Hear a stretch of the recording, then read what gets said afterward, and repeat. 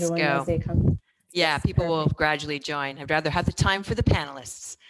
So good morning, afternoon, or evening, everyone, depending where you are. My name is Karen Smith, and I'm the program coordinator for the Connecting Business Initiative, better known as CBI. CBI was launched at WHS in 2016, and this year marks our 5th anniversary.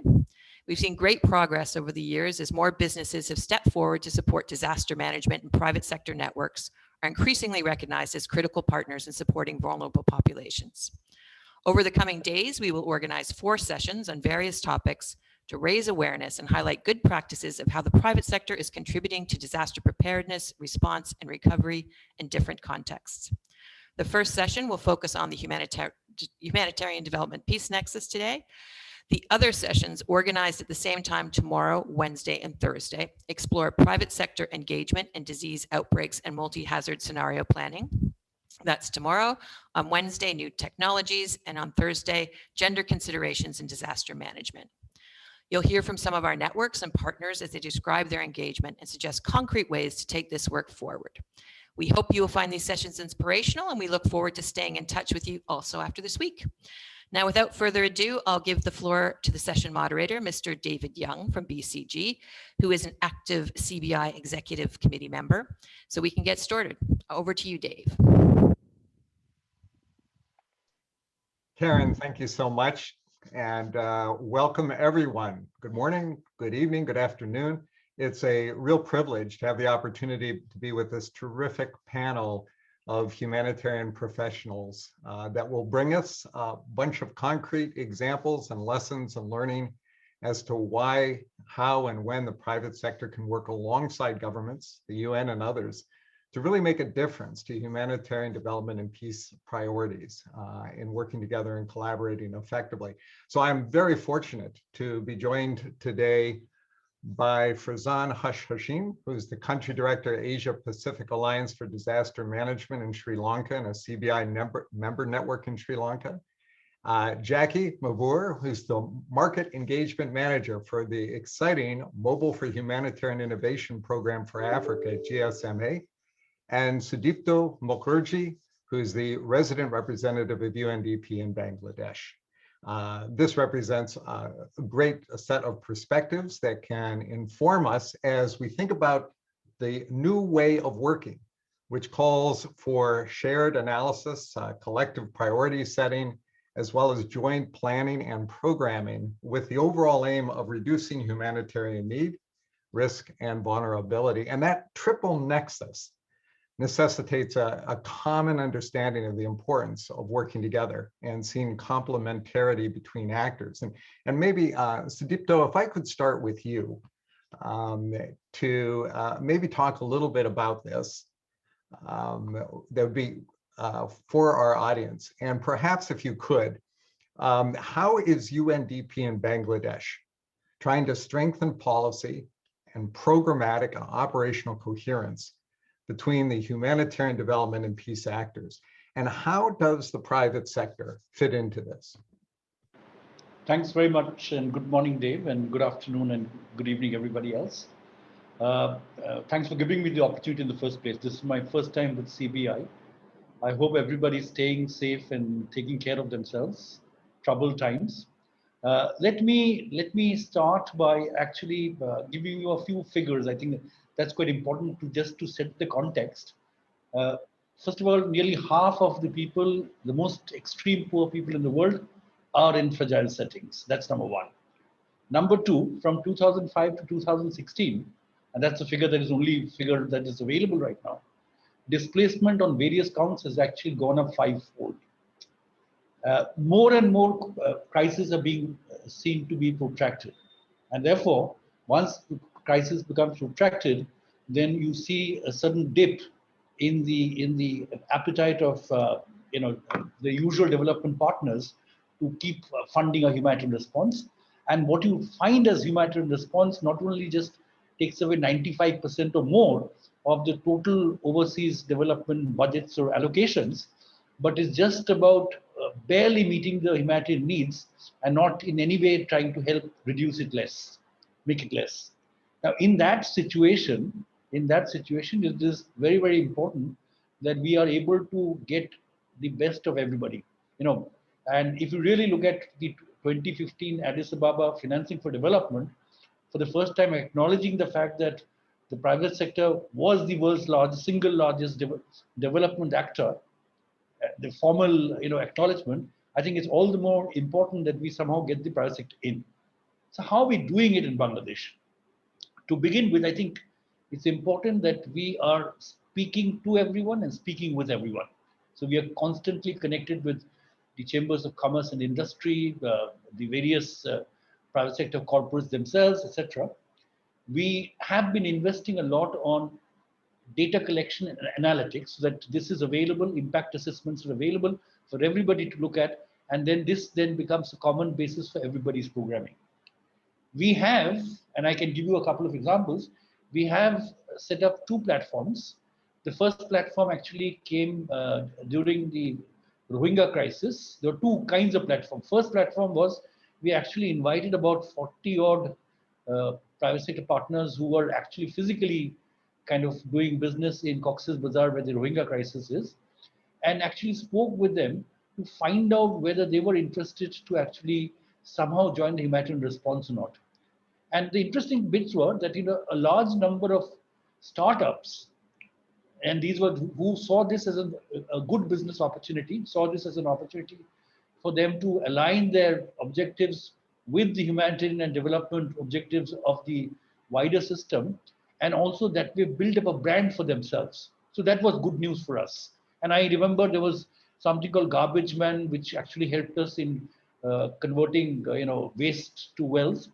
There's something called Direct Fresh, trying to source good products, vegetable, agro products from the market, and actually make it available elsewhere. The second thing that we did, and interestingly enough, just getting everybody together, hearing everybody's views itself was very important, both for us in terms of learning, but also ensuring that they were networked among themselves. We became a convener of sorts. This third thing that we did, and I think this is very important, that if you really want to sustain a humanitarian development response in a protracted crisis situation, is to actually invest in localization of the response itself. Excellent. And I think getting more and more local actors in is something that is extremely important, and also just encouraging even the big private sector who are, because not every private sector is necessarily looking at basically joining a humanitarian response as part of a social responsibility, but those who are actually joining it to provide certain services, etc. We have always been encouraging and advocating with them to invest in the local supply chains so that eventually they can maximize the local content. And this is very important in the context of keeping peace. And the last bit that I'll quickly finish off, I think, which is very important, is that in the context of COVID, and this was right in the beginning when COVID outbreak was happening in Bangladesh, and I think it threw everybody, nobody was prepared for it, including the big corporates. It was completely unprecedented. And we managed to get all the big names together. And this is where UNDP does very well in terms of its being an ability to convene people.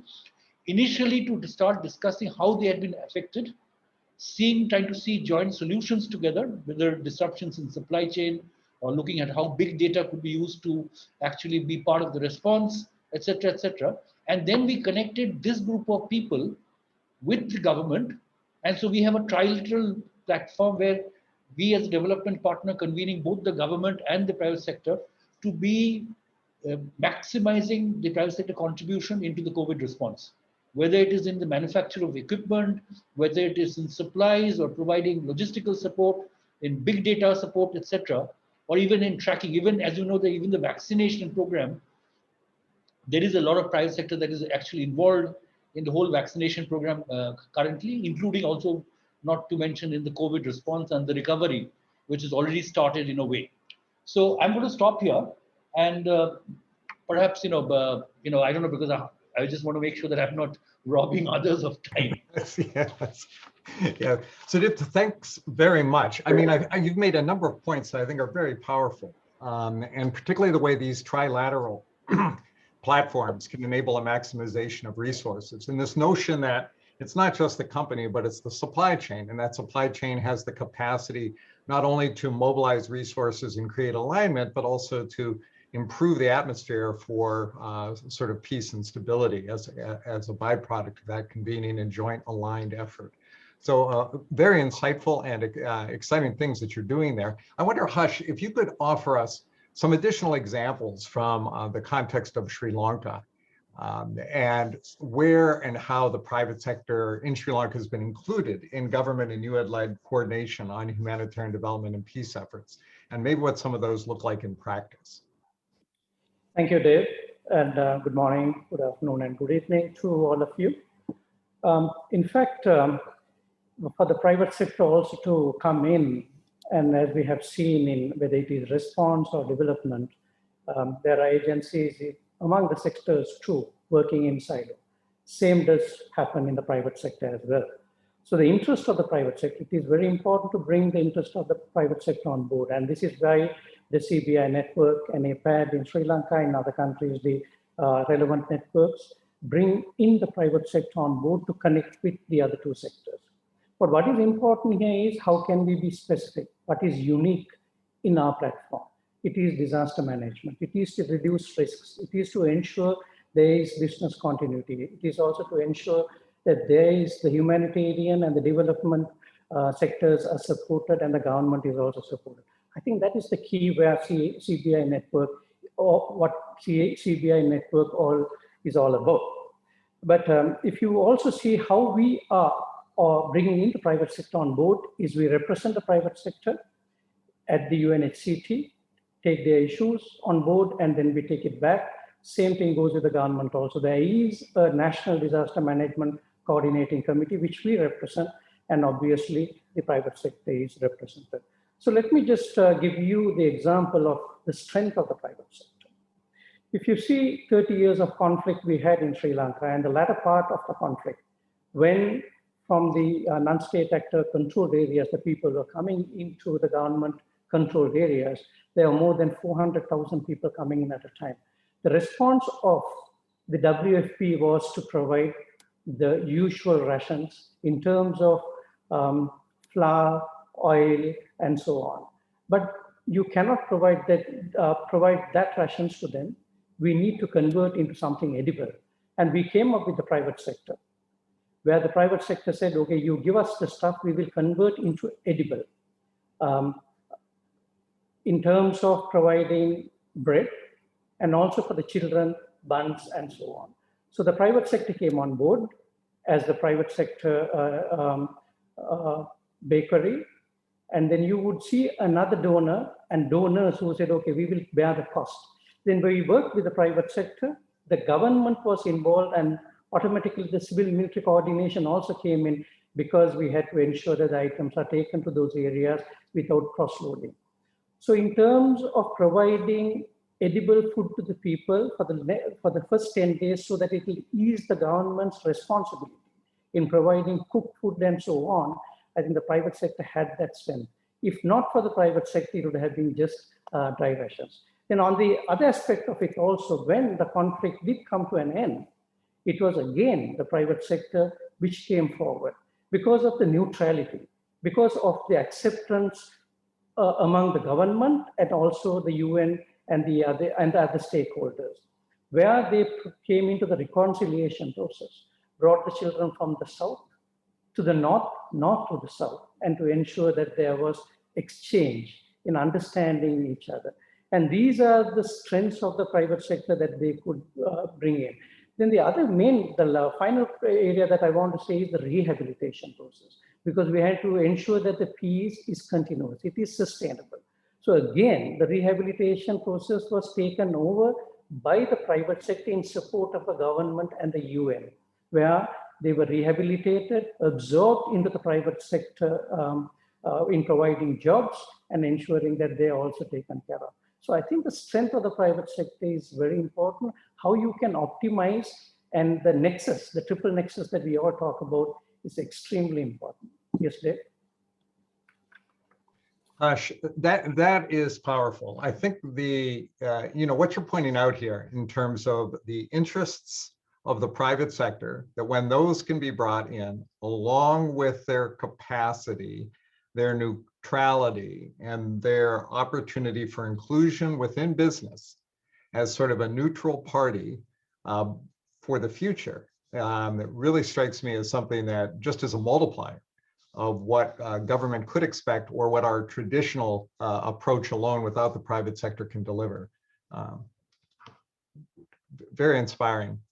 Now, Jackie, you are engaged with GSMA in the innovation efforts bringing mobile to the fore. And mobile network operators have always played and are playing even a more significant role in the delivery of humanitarian aid, and stretching from financial services to digital identities, information, and opportunity for engagement and participation. How are they included in the earlier stages around analyzing the context and planning and the considerations for joint interventions? What is the role of mobile network operators there and the promise and potential?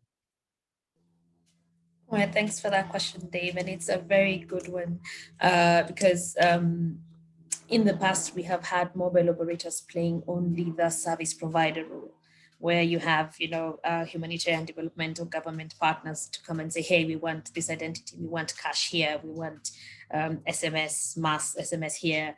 And so that role is definitely what the GSMA is looking to blur, from just being a service provider to actually being a part of the co-creation, part of the ideation, part of the planning. And I'll give you a good example of where this is happening in practice. So Somalia. And Somalia is definitely a country that has multiple humanitarian and development needs, with many actors in the country supporting them. So the Somali Cash Working Group is a mechanism, a coordination mechanism for various humanitarian and development partners who do cash programming across Somalia.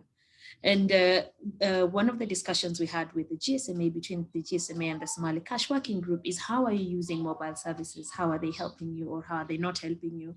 And where are your gaps in delivery? And what we found out was there was a big difference in how the various actors were using mobile services. And then there were some very glaring service delivery gaps. So some gaps were met for some NGOs and some development partners, but others still had the glaring gaps. So what were we seeing here? We were seeing a lack of discussion and coordination amongst the Cash Working Group, but also a distinct lack of having mobile operators in their space, in their meetings as they plan for this. And so two things happened, working with the GSMA and the Cash Working Group is, number one, to create a set of guidance documents looking at how mobile services are used, where are the gaps in service, and where are the opportunities for service delivery. And then number two, deliberate effort from the Cash Working Groups to include mobile operators in their coordination meetings. So not every day, not in every meeting, but probably once a quarter, you will have your mobile and digital service providers in the room with you, so that, number one, they can understand, is there an emergent crisis? Is there something they need to have on their horizon? Is there any input they can give in the kind of technology solutions that can support the response to this? And number three, so that they can directly, the mobile operators can hear directly from the receivers of their service on what challenges are there and what more they would require in assistance. And it has worked really well in Somalia, and we're beginning to see, an improvement in the service delivery, but also more critically, an understanding of what humanitarian and development work means from the mobile operator's point of view. So they gain more information, and thus they can deliver better service. Thanks, Dave. And Jackie, it strikes me that the ability of the mobile operators to understand both their potential to connect and their potential to create new applications and new ways of operation are skills and sort of vision that is really difficult for practitioners in the general humanitarian space or in government to fully appreciate. When they're not at the table, I can imagine those solutions just go wanting because they're not even visible. Is that right? Absolutely, yes. If you don't involve the technology service provider into the ideation of the solution, then you end up having a wish list of technology that might not be possible if it just comes from development and humanitarian partners. And if you let mobile and digital service providers just ideate solutions on their own without involvement with humanitarian partners and actually even end users, critically the people we are looking to support here, then you end up having a solution that's looking for a problem, fancy technology that is looking to fit into how do we help you. And so it is very important that these are blinders that both of these sectors have. And if they don't sit in the same room, they'll just keep having those blinders on. So you're absolutely right, David. Yeah, very interesting. Hush, one of the things I would be interested in exploring a little bit would be some examples of how the private sector is already contributing to the prevention of conflict and disasters, because it really requires sort of heightened attention and action on prevention, or going after root causes that actually create those needs in the first place. So how does the private sector help there? How can they collectively enable all of us to do more? Yeah, that's a very good question, Dave, because even here in the context of Sri Lanka or any other country which has gone through quite a long conflict, we do not want it to recur. And we need to ensure that the peace is sustainable. And the private sector are the losers, in fact, because in any conflict, if they do not have the access to their clientele, to their people, I mean, market chain, the supply chain, everything will not fall in place. One of the reasons, if I'm to give you an example, the pandemic, before that in 2019, the East attack in Sri Lanka, where there was the hotels and the churches were targeted. In that context, there also was a possible tension which could lead to conflict, where people had issues related to minority groups, if not ethnic groups or certain groups, which also would like to fuel certain activities, and then the social tension would have led to conflict. So in preventing that conflict, when the government also was actively involved in providing all this information as to who did it, to be calm and so on, the private sector also played a key role. What they came out was in terms of non-discrimination policy. They came out with guidelines. They came out in the open. What are you supposed to do when you are within your company, when you are dealing with the others, when you are dealing with the SMEs, the supply chains, and so on? How would you work? There was, after the Easter bombing, there was this issue about not purchasing or items or selling items to certain communities. But they said, no, we will ensure that there is no discrimination at all. There is diversity in our country, in our companies, but we will ensure that there is peace. We will not ill-treat the others. Let the law take its own course, but otherwise we ensure that you do not be a part of the issues that are leading to conflict. So there were issues also related to social media postings, which were aggravated. And that also, as you know, the current context, it can take a message to so many other areas.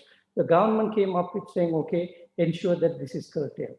So against that, when these guys, the private sector also had its guidelines, policies, and so on, there was so many who lost their jobs.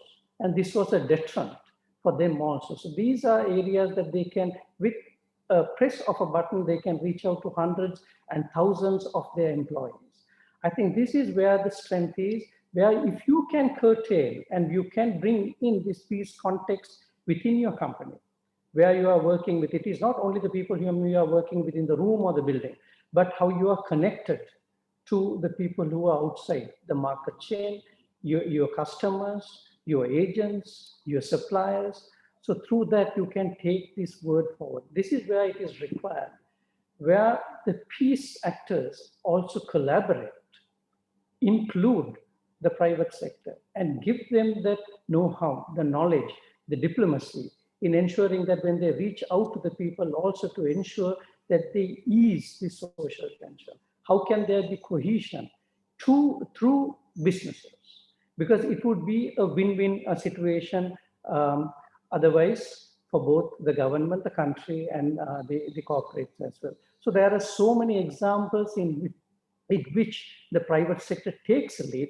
But I think one of the key factors there is how can there be a proper understanding nexus, which is not project-based, but it is institutionalized and there is continuity in ensuring that the corporates are also involved or speak about peace, maintaining the peace. And the context of Sri Lanka or the other countries which already have had a conflict, how you can sustain that. Yeah.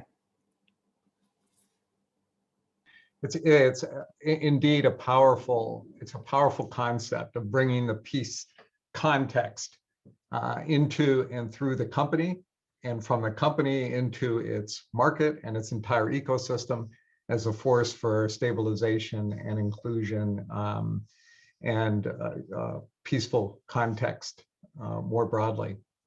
Jackie, I'm wondering, could you share an example also of the private sector's role in prevention and stabilization, and maybe the role technology can play in that? Yeah, true. I do have a couple of examples, and also to note, technology is very much the double-edged sword. Is that many times it is the accelerator, the fuel, that pushes on and exacerbates conflicts, but also many times it is the tool that can be used to pass on correct information, coordinate. So it's a double-edged sword and has to be wielded carefully. I think I'll give you a good example of collaboration and mobile operators looking at specifically preparedness and response with the aim of leading to recovery. This would be the Humanitarian Connectivity Charter. So the Humanitarian Connectivity Charter is a GSMA coordinated effort launched in around March 2015, and it specifically looks to build capacity within mobile operators to prepare for and respond to crisis. So first of all, there's the technical understanding of what a disaster management cycle looks like, what is a mobile operator's role in that.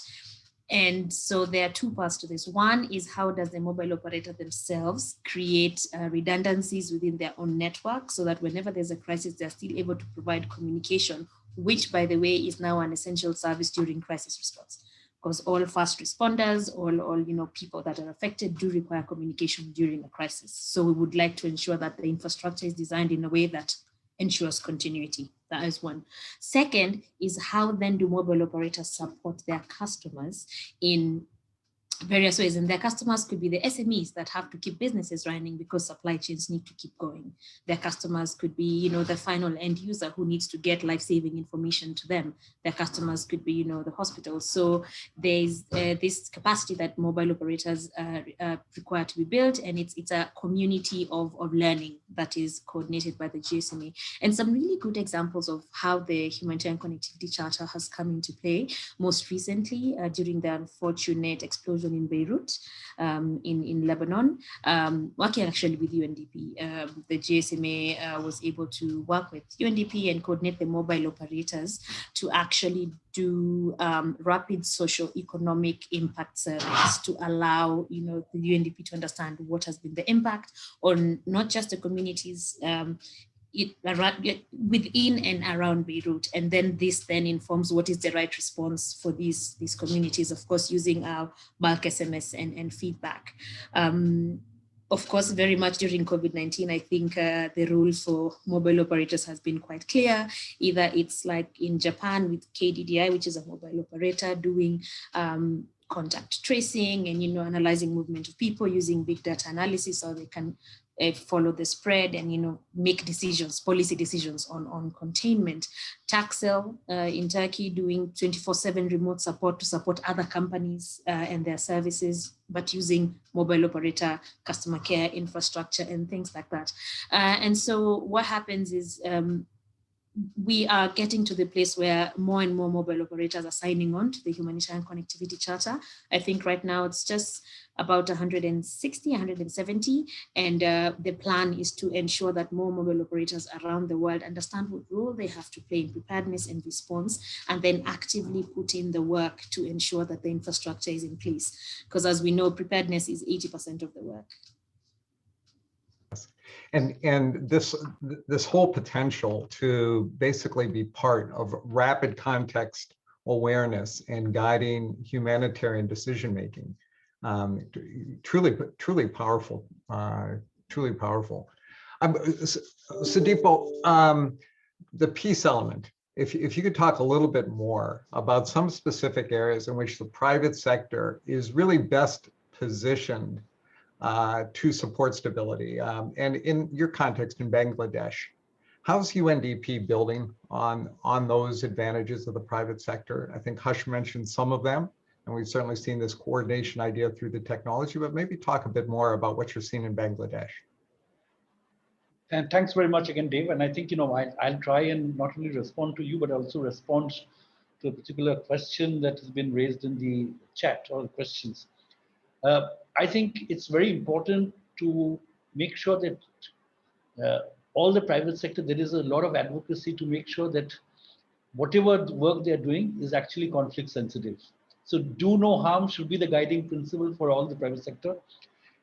In fact, I would typically agree with Harsh that there is a growing body of private sector who are coming with a much greater sense of social and environmental responsibility, but it's not 100% yet. We're far from it.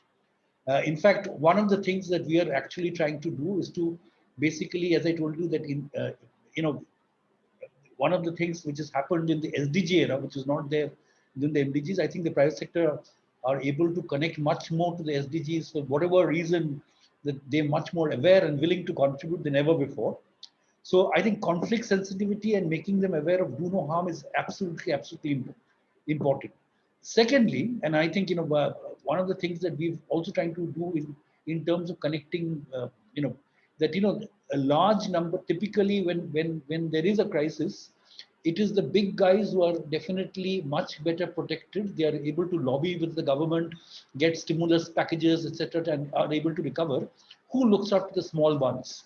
And one of the things that we try to do, UNDP tried to do, and this is again working with private sector, is to actually start connecting small artisans and small enterprises, mostly led by women, to e-commerce platforms. So that even like, for example, today, this is the period of Ramzan. There are people who have been working around the year trying to build up stocks that they can actually sell for the upcoming festival. And they would lose everything if they are unable to actually sell everything. So connecting them simply to an e-commerce platform is helping them to actually start having some income during the period. So helping them cope and giving them the means to cope with the crisis has been an important part of maintaining peace and stability. So they're not coming out on the streets desperate because they simply do not have income. The second one, and I think this is very, very important, is that getting private sector to actually meaningfully contribute. And I'll just pull up a couple of examples, not just from Bangladesh, but from my previous experiences. I think it's important. I still remember when there was the Ebola outbreak in West Africa, and I was in West Africa in those days. We actually, in one of the most violent conflict-affected provinces in Sierra Leone, Kono district. This is where the story of Blood Diamond comes from. We had a huge body of young people who were pretty much neither in education nor in training nor in any kind of employment. And what we did immediately after this that we found out that there were construction companies or there were private companies who were sitting on a lot of heavy equipment that could be used not just for setting up treatment centers wherever they were required, because business had pretty much stopped around that time, but they could actually provide a lot of training to young people on the use of this heavy equipment. And believe it or not, almost 90% of them actually got absorbed into productive jobs immediately after that. And that was a major infusion into peace. Not to mention that in many of these cases, it is often that the private sector, who's available to provide services at a much lower cost, they're available to, whether it's education, whether it's health. In a country like Bangladesh, for example, one of the things that we did very quickly and again connecting with the concept of what Jackie was mentioning, that we worked with mobile operators and we actually set up a kind of an Uber doctor system. So these are, because 90% of the doctors, I mean, they are in the private sector, and they were willing to help in the beginning of COVID. So you could actually connect and get telecounseling just picking up the phone and actually having an Uber system. And this really helped for people from making sure that they were able to identify their symptoms. Somebody would confirm whether it was important for them to get a test done or not, whether some kind of treatment could start at home, whether they needed to go into isolation and actually monitor their own symptoms and be remotely supported. And the second one, and I want to take another example, and this is from East Africa. In Uganda, one of the things which UNDP has very successfully done is that in all the districts that are actually hosting refugees, UNDP has helped develop investment profiles. And these investment profiles are actually bringing investors in, because now they know where to invest in. And those investments are not only just much better, greener, more inclusive, socially inclusive investments, but it's actually providing all the dividends for maintaining peace then. Because jobs are being created, prosperity is coming in. And then another one that I could use, which has been proof of concept and tested here in Bangladesh, but we have actually successfully tried out in Turkey, Syria, etc., is where you have the refugees staying in a context which is equally poor or equally underprivileged or vulnerable host communities. How do you actually still provide them with economic opportunities to become resilient? Now there, if you're able to connect the refugee population to a global supply chain, that means they're not robbing the host community of economic opportunities, that actually is working. We have done the proof of concept. Unfortunately, as of now, the government is, for the right reasons, wanting to ensure that these 1 million people are actually go back to where they came from. And therefore, right now, they do not have the open opportunities to actually have their own income. But in the longer term, if we are able to demonstrate this in a much bigger scale, we will make sure, not just be making sure that this becomes much more sustainable humanitarian or development response, but it will also, if you can connect the host community and the refugees in the same supply chain, it is very likely that it would actually to go on to help strengthen social cohesion, because they are dependent on each other for their respective prosperity. Sudipto, I think this point you're making about maintaining and enhancing peace through economic inclusion that doesn't burden the local systems and economy, but actually expands it, is really an exciting set of developments to go forward. We are nearing the end of our session, but what I would like to do is ask each of you a question. And just based on your experience today, knowing that we're learning all the time, that we have many pilots and in different contexts showing us the way forward, but from your perspective, what is the winning formula and your call to action? The governments, the UN system, the private sector, what is that winning formula that will help us move from sort of a siloed approach to true collaboration? How do we get there? And maybe if I could, Jackie, would you start us off, and then we'll go to Hush and then Sudipto. Sure, no pressure. So I think I'd say from where I sit, I'd say finding that common ground, and the common ground I'd see in everyone who works in the humanitarian development peace nexus and the private sector is always accountability to the people that we serve. So if we take that point of view and say, hey, we are going to first of all make sure that any collaboration we do, anything that we do, always we all align to do no harm and make sure that we understand who we are serving. And I saw someone making a comment on being conflict sensitive. Yes, even the private sector does have to be conflict sensitive in how they deliver their services. And it's one of the things that we're working on with the GSMA to do, teach mobile operators what it means to work in a conflict situation and how to deliver services in a conflict sensitive kind of way, which is things like, for example, including the humanitarian code of conduct into service delivery of mobile services. So I'd say, number one, do not lose sight of the people that we're here to serve, which is people in extreme need. And this is the common customer to everybody. And I think when we start on common ground, I think that is a good way to build up. So I don't have all the answers, but I'd say start on the common ground. We all are serving the same people. Common ground and do no harm sound to me like, bedrock principles. Ash, how about from your perspective? Okay, let me add value to what Jackie said. I think in all this, it's about who is responsible to bring all these three together. Who is the lead? We have been talking about whether it is response, early recovery, or development, but then the link between that we have been talking about for years. But then even if we are to bring in peace actors, who will be responsible for it? Who will take the lead? There are in different sectors who want to do it. It may be not 100%, but why not we start with the 5% that we have? What is the lead? What is the mechanism? How can we put them together? And then also to see what is the roadmap? How do we go? Now, we always we talk about the hazard mapping, and it's based on natural hazards. But why not we map in terms of conflict or hotspots? And in Sri Lanka, we have 336 maps in the regions. In 336 regions, we have maps related to hazard mapping for disasters, that is natural disasters. But why not for hotspots in terms of conflict? And these are areas that we can look at. But I think the key area is who would take it forward and who will be responsible and what is the mechanism.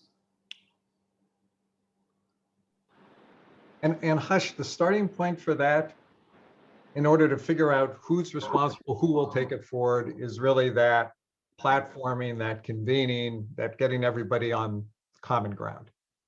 Exactly. It's about going back to SDG number 17, partnerships. I think that is the key. Okay, very good. And Sudipto, how would you add to this? Let me add a couple of new perspectives, because I think I agree with both Harsh and Jackie. But I think two or three things which are very, very important. One is, again, invest in data. There's not sufficient investments in data which is happening, which brings everybody to the common ground that we are talking about. Good analytics and good data. The second one is prevention. We will never be able to contain and actually meet all the humanitarian needs that happen. And I think the Secretary General's whole focus on prevention is something that I think everybody needs to sign up to and actually do everything, whether it's do no harm or actually investing in the prevention agenda. And the third one is mutual respect. I think it's extremely important that each of us bring unique strengths to the table. Whether it is the private sector, whether it is civil society organization, development partners, governments, they must recognize each other for their strengths and comparative advantages and mutually respect each other and give them the space. I think that doesn't necessarily happen everywhere. We must treat each other as equals in the whole process. So to me, if I'm actually speaking to, because I know that there are many other development actors on this particular show, and I'm going to, again, appeal to them. Many of them could be development partners, that please continue to invest in the prevention agenda, not just get lost in humanitarian responses, and actually recognize the value of partnerships. SDG 17, absolutely. Yes, thank you for that. And normally at this stage of a panel, we try to summarize what's the lessons and takeaways are, but I think the three of you have done that very nicely for us as we conclude. And I think the powerful examples that each of you brought actually inspire me to recognize what a great thing the Connecting Business Initiative has been, and the efforts that each of you have been leading as a way to mobilize these new capabilities in new ways with our historical actors. and come up with new models and approaches that are expanding capacity, that are enabling and strengthening the bonds, connection, and inclusion that allow us to prevent, stabilize, reemerge stronger, whether it's a conflict or disaster. And that the sum of these things together, really leads us through the spirit of SDG 17 to be have the sort of capacities that in the past maybe have gone lacking, but also says we need to sort of continue with that strong spirit of innovation and experimentation and the sharing of best practices and learnings, because each of you have brought wisdom from your different contexts and your different experiences. So thank you very much for that. Let me just, in closing us, express my thanks to these three terrific humanitarian professionals and the work of their networks, partnerships, and agencies that they have been learning through and bringing us the lessons from. Please feel free to reach out to them. We didn't get the time to cover everything that I know each of them would be able to share and contribute to you. But thank you very much, Sudipo, Jackie, Hush. Thanks very much. Thank you for attending. Thanks very much, and I wish everybody, safer times ahead, safer and better times ahead. Right, Take care. Thank you. Goodbye, all. Thank you. Bye-bye.